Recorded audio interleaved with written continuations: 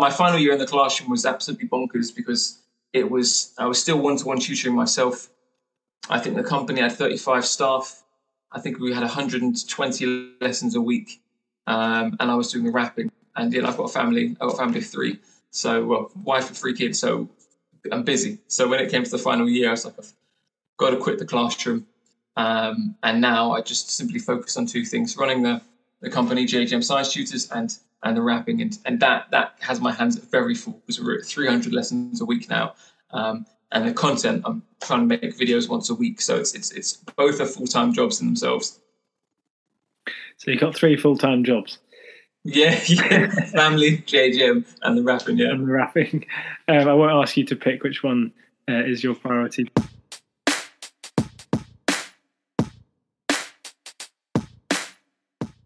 We remember lyrics. We remember song lyrics. We like the song.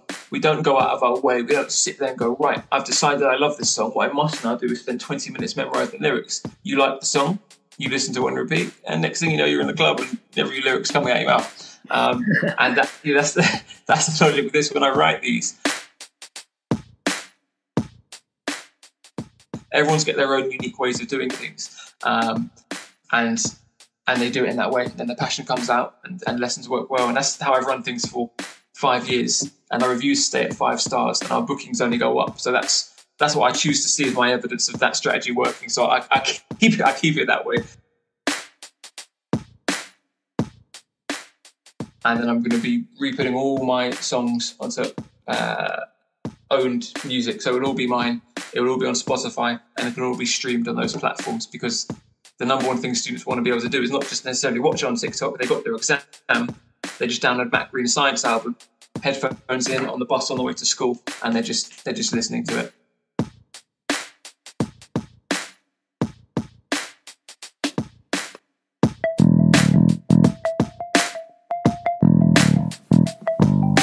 Hello and welcome to the Qualified Tutor Podcast, the podcast that brings you the latest in the world of tutoring, edtech and education, and hopefully inspires in you the big change that each and every one of us is capable of.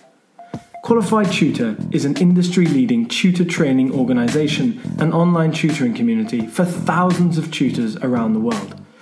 This podcast is the voice of this community, where we aim to hear from tutors, teachers, entrepreneurs, coaches, business experts, students, tutorpreneurs, and more from the world of tutoring about what inspires them every day, how they can help tutors like you, and what they've learnt about tutoring along the way. The question is, what will you learn today? Hello and welcome, dear listeners, to the 134th episode of the Qualified Tutor Podcast. My name is Ludo Miller, the host of this podcast. Welcome back to regular listeners. Welcome to any of you for whom this is your first time listening to the Qualified Tutor Podcast. It's great to have you here. And of course, a huge welcome to our guest today, Matt Green. Matt, welcome to the podcast. Thanks for having me, Ludo. It's a real pleasure to have you here. And as I was mentioning to you just before, myself and my team here at Qualified Tutor have been following you, Matt, for a very long time. Have been sharing your videos, have been, diving into the kind of content that you publish on TikTok and on YouTube and that kind of thing. And for those of you who don't know what I'm talking about yet, listening in, we will explore that over the next 25 minutes or so. But for those of you who do know Matt Green, you'll know the rapping science teacher as well. It's brilliant. I don't think we've ever had a TikTok star on this podcast. It's something I've been meaning to bring on for a long time. So thank you for being the first, Matt. No problem. I don't know if I refer to myself as a TikTok star yet, but it's nice to hear. No, absolutely.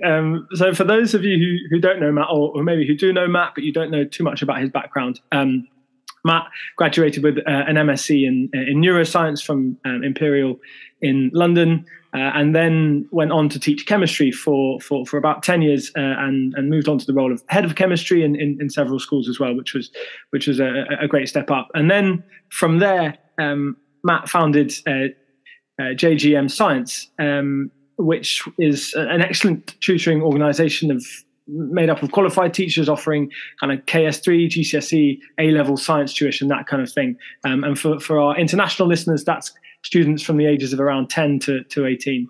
And then not long after JGM Science Tutors was founded, the lockdown hit, and Matt decided to turn to social media and to TikTok and YouTube to disseminate his brilliant little tidbits and short videos on chemistry, biology, physics, that kind of thing. Just giving students and parents a really good, quick way of acquiring that knowledge. And that is the rapping science teacher. So you may have. I feel like that first video was just such an explosion on the internet, Matt. It was. I remember watching that very first video you did. And nowadays you have, what is it? I think it's 260,000 followers on TikTok and over 3 million likes. So that is just enormous. Thank you. Yeah, it took off. It took off more than I expected to, I think. But yeah, I'm gonna be sticking with it for a long while. Yeah, absolutely. Now, you help students every single day. You help teachers every single day as well. I'm sure many teachers probably a little bit underhand and secretly watch your videos as well. It's not just students and parents. But that's right. Regular listeners of this podcast will know that we like to take our guests back to the very beginning at the start of these episodes, and right back to their school days. Now, Matt, as with a few other guests, I gather actually locating school reports was perhaps too tricky a task. But you do have a story from those school days, I gather. Is that right? Yeah, I tried looking for some reports, and I wish I could find some, because I do remember having them at some point. But the only thing that sprung to mind that was quite funny was when I had a detention. I was given a detention from a PE teacher, and I remember it being unjust at the time. But I suppose we think everything's unjust as a child, but I think this one was. And I think I just walked out of school, walked home, got in a bit of trouble for this.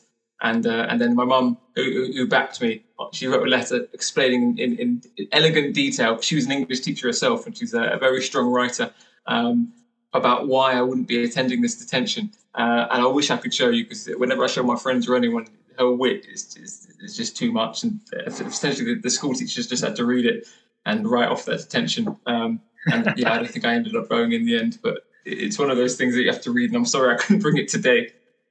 I wonder who learned the lesson there that day. Your mum, you, the teacher? I'm not quite sure who learned. I think everyone but my mum. Everyone but your mum. Yeah. That's excellent. I wonder if you ever received one of those as a teacher yourself, Matt. Did you? I didn't, and I probably should have to get my comeuppance, but no.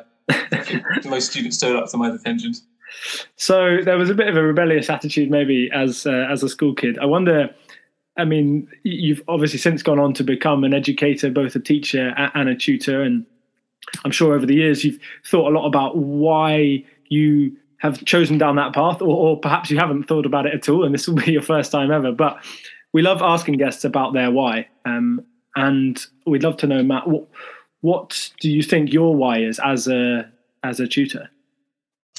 So for me, in the education space, getting into education and teaching, it was always about trying to help young people understand things in a way that would be sort of helpful, and in a way that would build their confidence and take them from not knowing something, feeling unconfident on it, and getting it and feeling like a sense of satisfaction from that and improving themselves. So that was my role in the classroom, from then tutoring myself one-on-one, and then obviously growing to have people that I employ and an agency.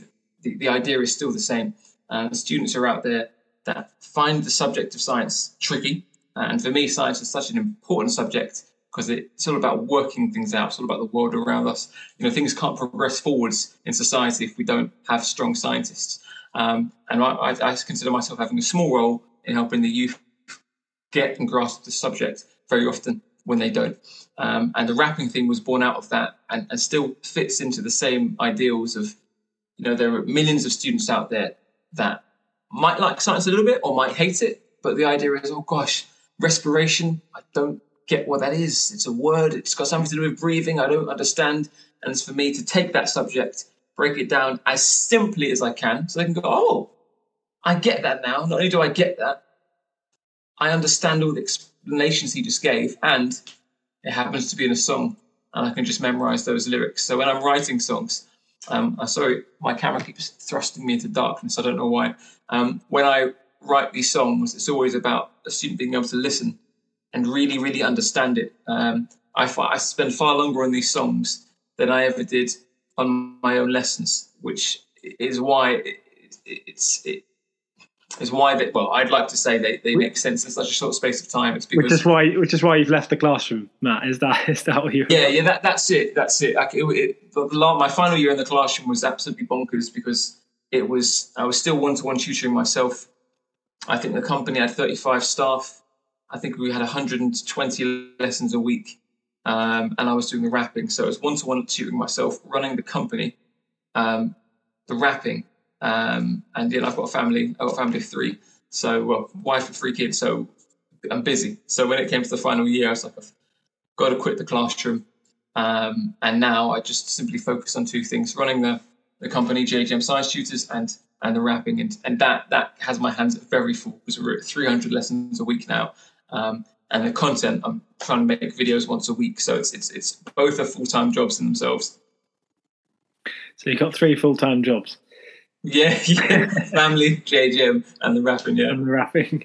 I won't ask you to pick which one is your priority, but Matt, could you tell us a little bit more? I mean, you mentioned there that the rapping came out of that and wanting to be able to help students with real kind of points of obstacle points, we kind of call them sometimes. There's those moments where a student just can't get to that next stage of learning, and as you say in science, that's huge, isn't it? Because you can't progress without understanding the previous stage. But could you tell us a bit more about why the rapping and why the kind of short form video format?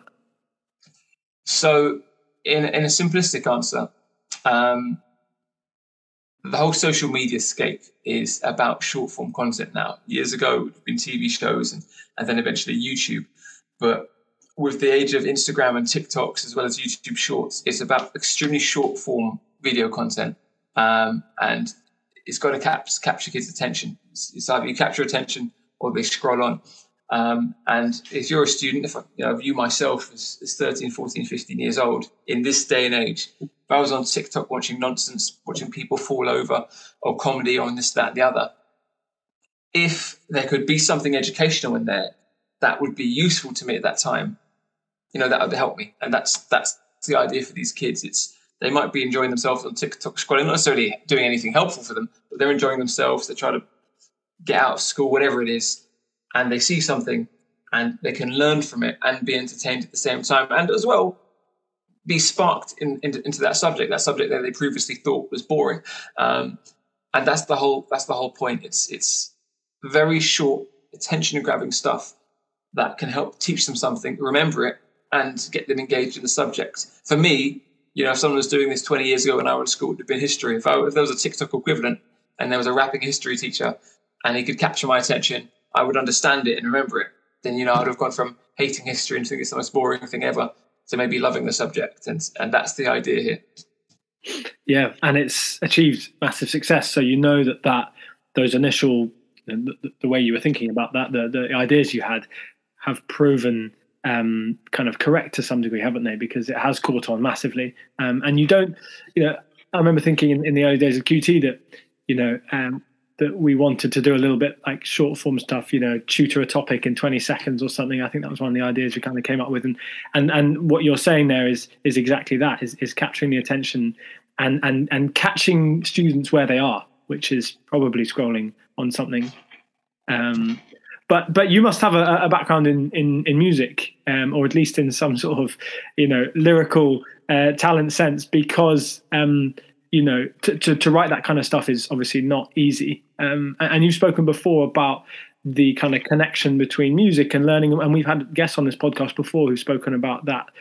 Could you tell us a little bit more then about that connection between music and learning, and why you chose music as a route to go down for that vehicle for learning? So for me, years ago, I've always loved rap, and years ago I used to write rhymes and write raps. I think when I was 16, 17, 18. And then when I went to uni, I stopped. I never did anything proper with it. I didn't release it or do anything, just wrote it, used to record it in my bedroom.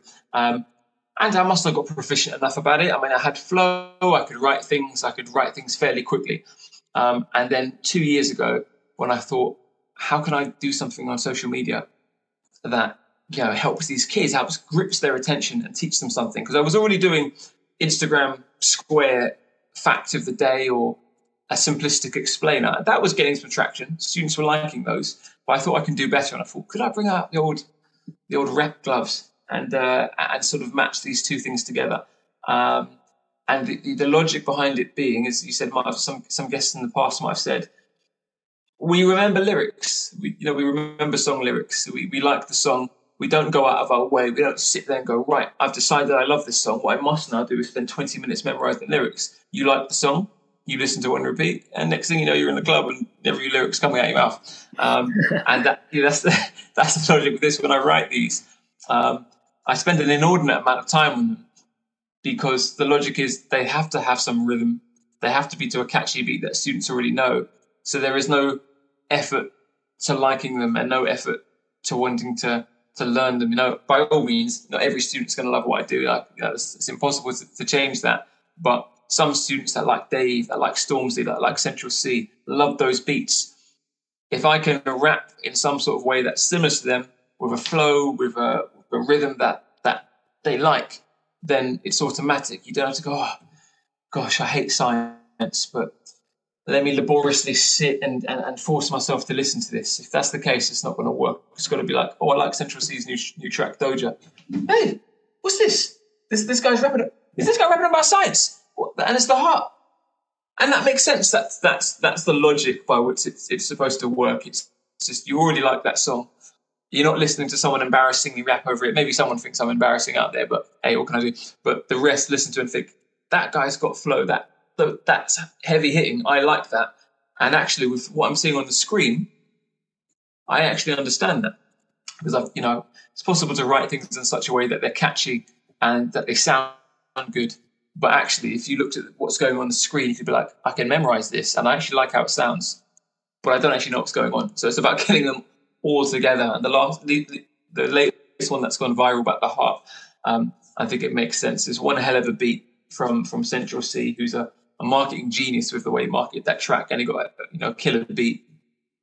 Got the heart, which very often is very, very, very difficult to understand. Most students come out of class, they don't have a clue what's going on, and I try to as cleverly explain it as I could. Left side does this, right side does this. This is called this. Every keyword hits on a rhyming word, and that seems to have resonated. And it got to 2 million quite quick, and I thought it was going to stop at 3, but it seemed to get another 300,000 views in the last 24 hours. So it seems to just keep me moving. And that's because it comes from the heart. Excuse the pun. Yeah. It comes from the heart. I think that was the first thing that struck me. I don't study science anymore, and I'm annoyed that I don't, because if I did, then I probably wouldn't be going to my chemistry and physics classes. I'd probably just be getting it all from the rapping science teacher. But the passion that you can see just in your eyes and just in your face when you're doing those, and the kind of enjoyment that you clearly are taking from that is almost as infectious as the learning, the actual definitions of words and the processes, that kind of thing. And I think, I'm not here to second guess why your success has happened, but I feel like that's a huge part of it. Do you, obviously do you still tutor students yourself? I still have a few students I tutor myself. So I think up till 2 years ago, I used to teach something like 24 students a week myself when I started going part-time in work. But then I made a decision a year ago to completely quit myself because it wasn't possible to manage, as I said, the full-time teaching, the one-to-one tutoring, the company and the rapping. So I quit the school totally. But to honour the existing clients that I had when I made that decision that were still with me, I'm seeing them off until they finish. So I think I dropped from 24 students a week 2 years ago. So last academic year, I think I saw 12. And then this year, I think I've got 6. So I'll see them till they've got their GCSEs. But yeah, they're the effective students I see now, because whenever I make an agreement, I will always honour it to the end. They booked with me, so they'll stay with me. But yeah, I don't take anyone else myself now. Yeah. It's really interesting having those conversations with kind of tutoring company leaders about whether they still do sessions themselves, and some do and some don't, and there's obviously pros and cons to both options. But I asked that because I wanted to know about, I've seen before, and we were told by teachers at school, sing your notes, record yourself singing your notes, and then listen back to those when you go to sleep at night, that kind of thing. Do you tell your students, and do you tell your tutors at JGM Science Tutors to tell their students to include singing and rapping in revision, that kind of thing? Do you feel it helps, that kind of memory? So I feel it helps, but I've got some really key principles of how I run JGM. The number one thing for how we do things is the scrutiny and the hiring process, the recruiting process of who we take in. We make sure we only take in the very best, but then to pay respect to that, we don't monitor or insist on anything for tutors. If tutors join us, they've got our systems and our 24-hour support should they need it. But we don't insist on any methods. We give them the whiteboard links. We introduce and get everything set up as prepared as best as possible. But the methods that they use, I want to leave them to it, because in my eyes, if I'm working for an agency myself, I don't really want to have, you're with us, but you need to do this in this way, and that in this way, and that in this way. It compromises my creativity and my enjoyment of it. So with tutors working with JGM, you're with us because you're great. I know you're great. And I know you'll teach great lessons because of the way that you want to do it. If I was doing a lesson, I might want to put a rap in there.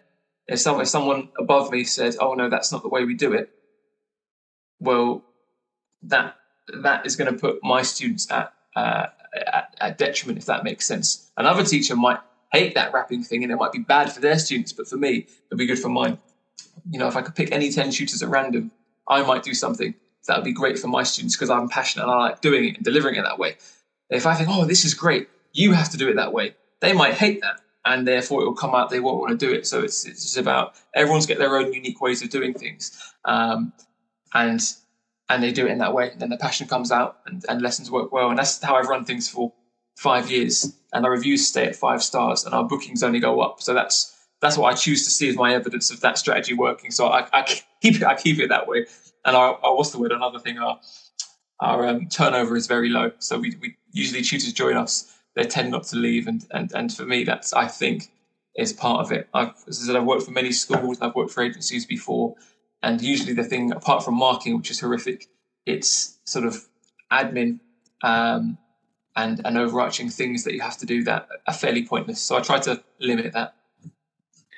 Yeah, well, that's the sort of holy grail of running an agency, isn't it? Is reducing that churn rate and being able to, keep your kind of tutors loyal to your agency and your work, that kind of thing. I mean, I wanted as well to speak a little bit about, and you've spoken earlier on about obviously the specialism in science that you have and that your agency has. But one thing I've seen you talk about before, and which maybe isn't something that comes out through the rapping, but it's something that comes out through just kind of the post you do and the voice that you have. But one of your missions, it seems, is to create more scientific, minds in this country.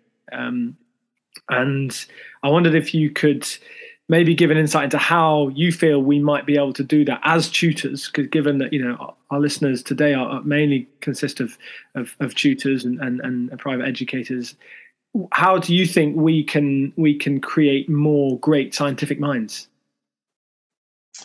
It's going to be about a culture change of science not being viewed as a nerdy or boring subject, and the way it's taught. There are certain things in the curriculum that are quite boring, and it's all about changing that. People can see what tech brings. If you look at phones, you look at all sorts of things around us that couldn't exist without the science that underpins it. And I think more of that should be brought into class, into schools, into culture, so people don't see it as a nerdy and boring subject, and that they want to learn more about it and the possible jobs that it brings. But most people sort of see it as science, engineering, or biotech, and that's not for me. And for me, my passion in science lies in the possibilities it has. I love sci-fi films. I love the idea of new tech making humanity better. Cures for diseases, things that make our lifestyle easier. And these things can only exist when there are minds that can come up with these things. If If science was just suddenly put down and maths and English were favoured in top, we might get people that can read and write better. But everything is pretty much going to plateau and get better very, very slowly. Whereas if we've got great minds, scientific minds, we might not all have to work in 100 years, and people might not die of cancer, and that's a real possibility. But if science continues plodding along, it takes longer. We'll get to there one day, but it'll just take longer. Yeah, I mean, I'm sure you could have a little battle there with maths and English tutors on that one. But yeah, you would. To me, I think I'm English and maths' biggest supporter. Even when parents call me, I'll always say the truth. I'll say maths and English, they come first, and they do come first, because there is absolutely no point in being a science acer, which would be pretty difficult if your English and maths were terrible. But there'd be no point in excelling in science just verbally if you knew it very well. When you've got to come and explain this to someone, your new scientific finding, and you can't communicate that idea, that's useless. If you're trying to evaluate whether things work well by looking at the numbers, but you don't get the numbers, again, that's going to be pretty useless. And if you've got to come out of school and function in society and do well, you need to read, write, speak, and know numbers perfectly. So to me, science is always third. But it is third. There's nothing wrong with it. It's a definite third. The wonderful tutor in our community called Andrea Gadsby, who did a talk at a recent festival of ours about literacy across the curriculum, like all tutors being tutors of English, which is one part, and the other part really is that maths is sort of the language of physics, at least, if not also biology and chemistry, and understanding of probability for biology, that kind of thing. So yeah, I mean those two are certainly hugely important, but I'm not going to sit here and disagree that science is third, especially as there's a lot of tutors in our community for whom STEM is their specialism. So I don't want to alienate our listenership. And now a brief word from last week's guest, Arthur Moore, whose episode you can catch after this. From being on the Qualified Tutor podcast, I learned that it's really important to take some time to reflect upon our own schooling and the impact that's had upon us as educators. I really enjoyed being a guest on the pod, as it allowed me to be on the other side of the microphone or the Zoom call from running my own podcast and see how other people run their pods. I've certainly got a load of ideas now from Ludo. To any future guests, I'd say just do it. Don't worry about living up to the heights of episode 133. Just go and be who you are and talk about your experiences. I bet there's so much we can learn from the conversation you'll have.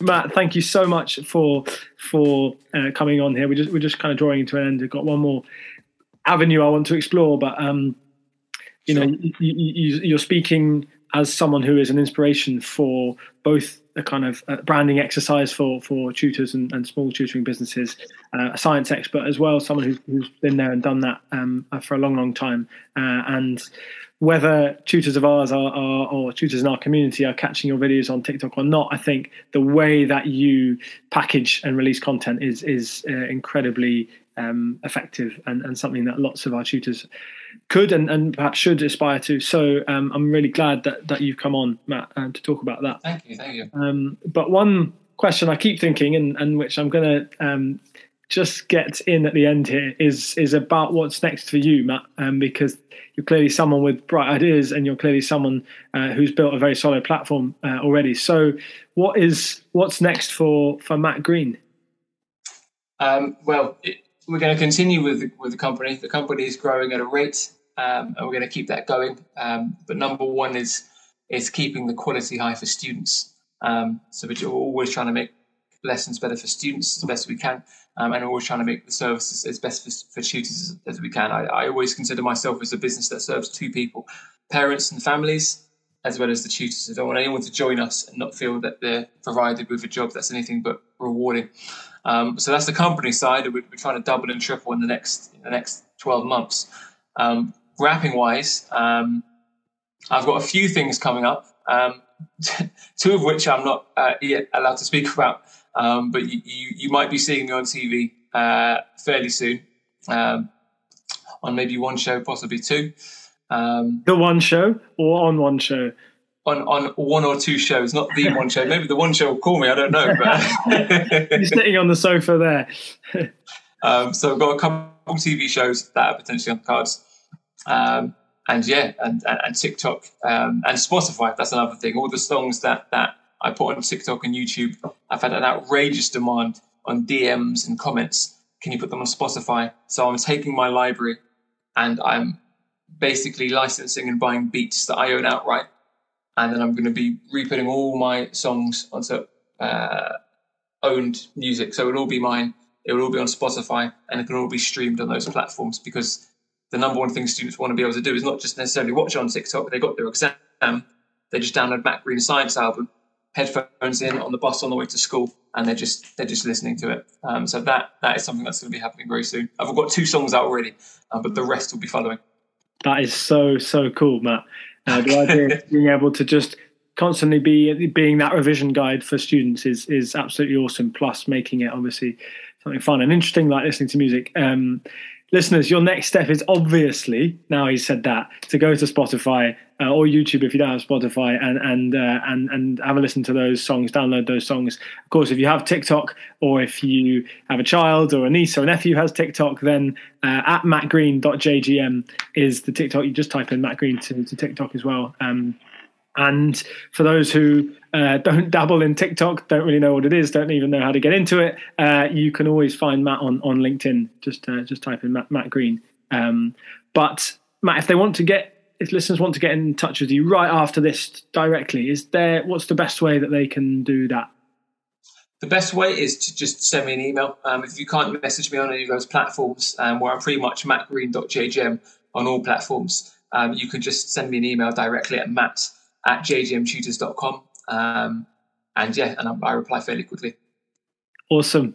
Matt, thank you so much for coming on. That was really a great conversation and great to get to know you a little better. And I'm sure this won't be the first or the only time that you speak to our audience. So thank you. Great stuff. Thanks, Leo. Okay. Cheerio then. And we'll see all you listeners next time. Bye. Bye-bye. Bye-bye.